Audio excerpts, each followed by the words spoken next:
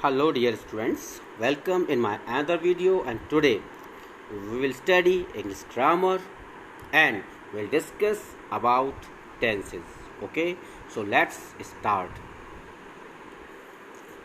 Okay, let's start tenses. Here you can see tenses describe or express the time of any work and its status. यानी जो tenses होते हैं वो किसी कार्य और उसके समय और उसकी अवस्था को व्यक्त करते हैं. And we know very well that we divide time into 3 categories like present, past and future. हम समय को कितने भागों में डिवाइड करते हैं? प्रेजेंट में, पास्ट में एंड फ्यूचर में. You know very well it's a kind of simple knowledge और इंफॉर्मेशन अबाउट टेंसेस. हम इस समय जो चल रहा है प्रेजेंट में, यानी हम जो कर रहे हैं अभी समय, वो प्रेजेंट है हमारा. Whatever we have done, जो हम कर चुके हैं, जो गुजर चुका, that is past. And that is about to be in future. Means भविष्य में जो भी कुछ होने वाला है हम उसको कहते हैं भविष्य. So there are 3 categories like present, past and future. And here you can see a note that tells that questions usually related with formulas or confusing pairs. आपको यहाँ पर एक नोट दिखाई पड़ रहा है जो कि बताता है कि जो क्वेश्चंस होंगे आपके टेंसेस में वो रिगार्डिंग इसके फॉर्मूलाज हो सकते हैं, मीन टू से फॉर्मूलाज के रिगार्डिंग होंगे, या confusing pair. Okay, I will tell you what is confusing pair, but before that, as you know very well that each and every time category like present, past, future also has subdivisions like indefinite, continuous, perfect and perfect continuous. Present, past and future, that is time. Present, past और future क्या है? एक time है. ये present time है, past time and future time है. लेकिन जो हमारा इंडेफिनिट हुआ, कंटिन्यूस हुआ, परफेक्ट हुआ and perfect continuous, it is status of work, that work is going on, completed, or it is about to be. Okay, so I was talking about confusing pair. As you can see, confusing pair means to say combination of time and its subdivisions. जैसे time और सब divisions का combination को हम क्या कहते हैं? Confusing pair. Mean से क्वेश्चन कैसा हो सकता है?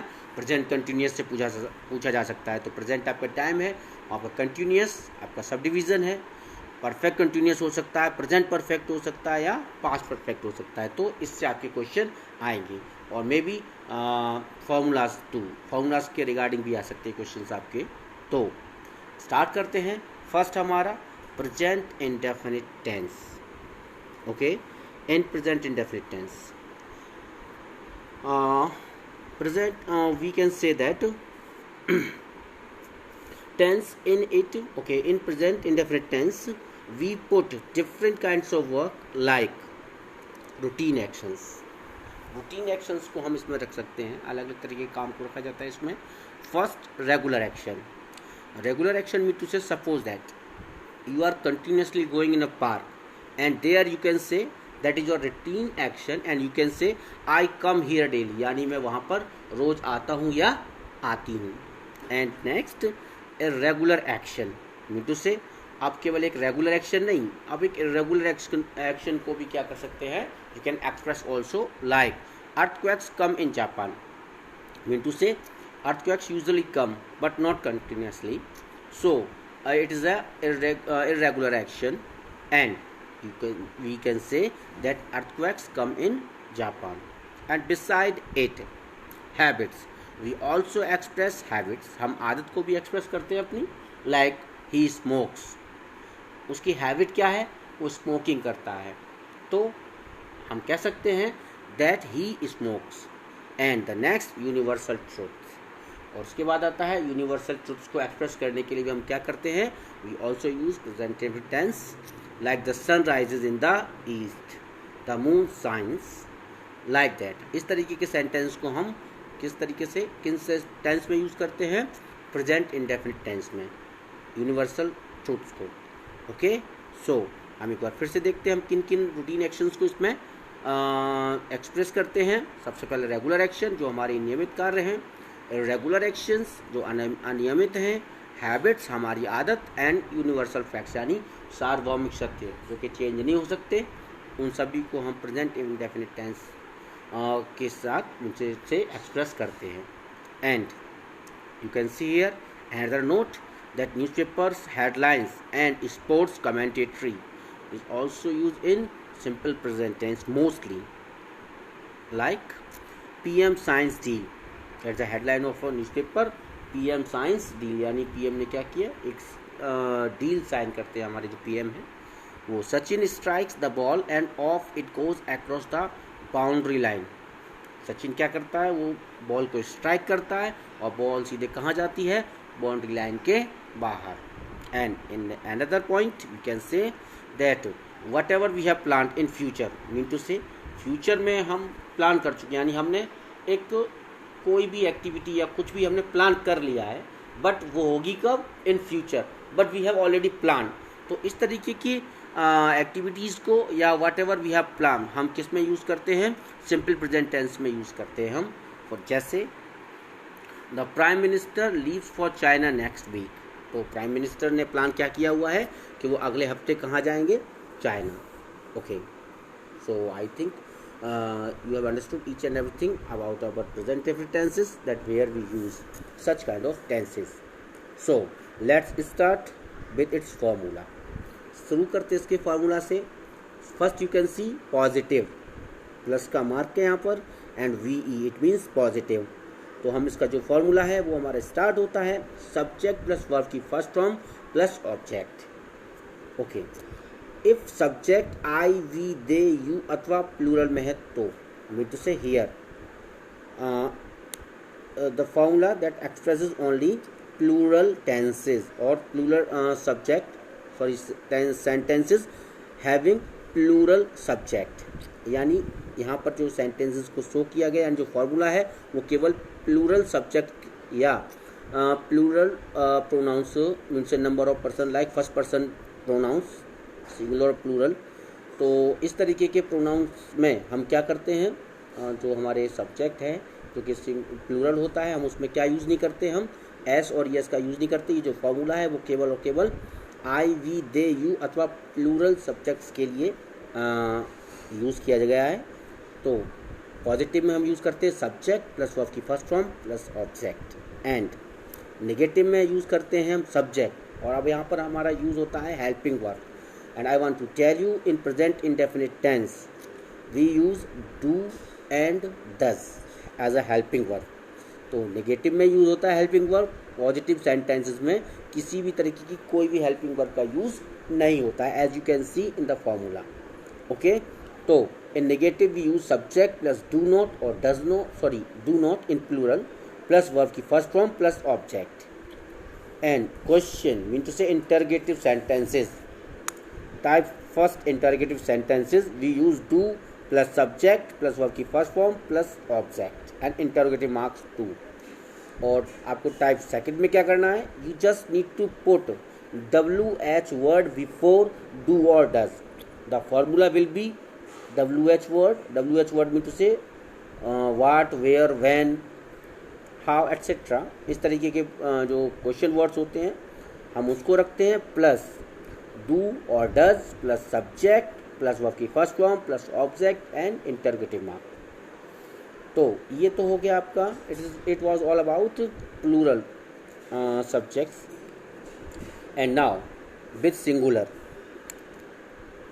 You can see the formula in positive singular subjects के साथ और third person pronouns singular number के साथ हम क्या यूज़ करते हैं, हम इस फॉर्मूला को यूज़ करते हैं लाइक सब्जेक्ट प्लस वर्ब की फर्स्ट फॉर्म प्लस एस और E S plus object. And you can see if subject he see it is third person pronoun and singular number he see it. And other singular subjects के साथ हम क्या करते हैं, हम verb की first form के साथ एस और ई एस का यूज़ करते हैं. And in interrogative sentences we never use any s or es, we just use helping verbs do not and does not, the same as we have used in plural subjects numbers formula. And here you can say subject in negative subject plus do not or does not plus verb की first form and object. Interrogative type first, the same, do or does. Sorry, in singular we usually use does. Subject plus verb की first form plus object and interrogative mark. And in WH into type second. Okay, I want to tell you one thing very clearly. Type first interrogative and type second interrogative. What is the difference between both? Type first interrogative sentences, we only can say sentences of which we can reply only in yes or no. We will say type first interrogative sentences. For example, may I come in sir? Suppose that एक ऐसा sentence है जिसका हम answer yes या no में दे सकते हैं. Interrogative sentence है, हम जिसका आंसर यस और नो में दे सकते हैं वो हमारे टाइप फर्स्ट होंगे, और जिनका आंसर हम यस या नो में न दे सकें वो हमारे इंटरोगेटिव टाइप सेकंड होगी. जैसे कि एग्जांपल, अगर स्टूडेंट पूछता है क्लास में मे आई कम इन सर, तो इस टीचर इसका रिप्लाई यस या नो में दे सकता है. Yes you can come in और नो यू कैन नॉट.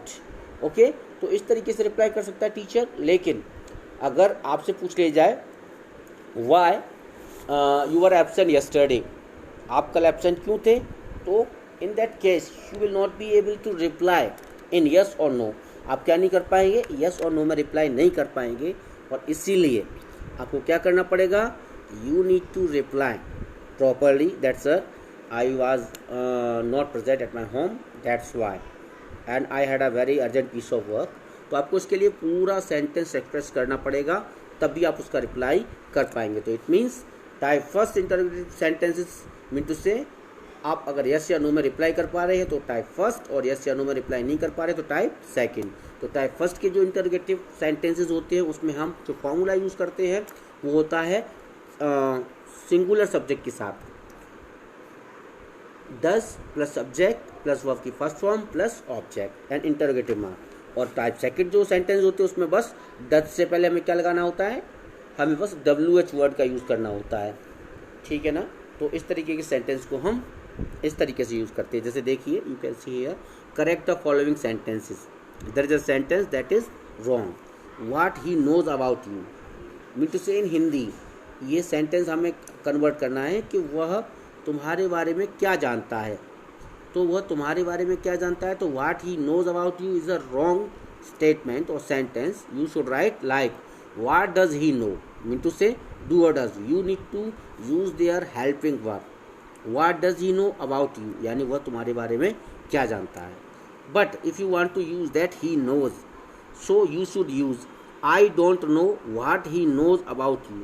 अगर आप इसको यूज करना चाहते हैं कि sir I will use knows in my sentence and I want to use knows in my sentence, so you can use it like this I don't know यानी मुझे नहीं पता what he knows about you कि वह तुम्हारे बारे में क्या जानता है. In that case this sentence will be right. Okay, the appeal of the victims to transfer the cases related to rights to some other states do not affect the merit of the case. यानी जो appeal है victims की उन cases को transfer करने की जो कि रिलेटेड है किससे, राइट्स यानी दंगों से, टू सम अदर स्टेट्स जो कि दूसरे स्टेट से हैं, डू नॉट अफेक्ट वो बिल्कुल भी क्या नहीं करेगी, प्रभावित नहीं करेगी क्या, the merit of the case. तो इम्पोर्टेंस उस केस की उसको बिल्कुल भी प्रभावित नहीं करेगी. तो चेंज डू टू डज, यहाँ पर क्या है, the appeal of the victims यानी अपील. यहाँ पर आप यूज़ कर रहे हैं अपील को, मीन्स से सिंगुलर है, appeal is in singular case. तो आप यहाँ पर क्या नहीं कर सकते, डू का यूज़ नहीं कर सकते. So you need to change do to does. Okay, तो इस तरीके के सेंटेंस में छोटे छोटे एरर्स होते हैं that you need to just find out and change in a proper way. तो आपको क्या करना होता है, कई बार सेंटेंस इस तरीके से आ जाते हैं कि आपको जो एरर्स होते हैं उनको फाइंड आउट करके सही करना होता है. तो इन explanation you can see that first sentence what का प्रयोग सवाल पूछने के लिए किया जा रहा है. And I have expressed that what is type first and type second sentences, that is the explanation of difference between type first or type second sentences. And here you can see simple past. अब देखते हैं simple past के बारे में। तो present, simple present we have completed, and now we start simple past. So I think it is sufficient for today. We will discuss simple past in our another video. Okay, so it is homework for you to study the simple past and come back in my another video. Thanks you all. Till then, goodbye and have a nice day.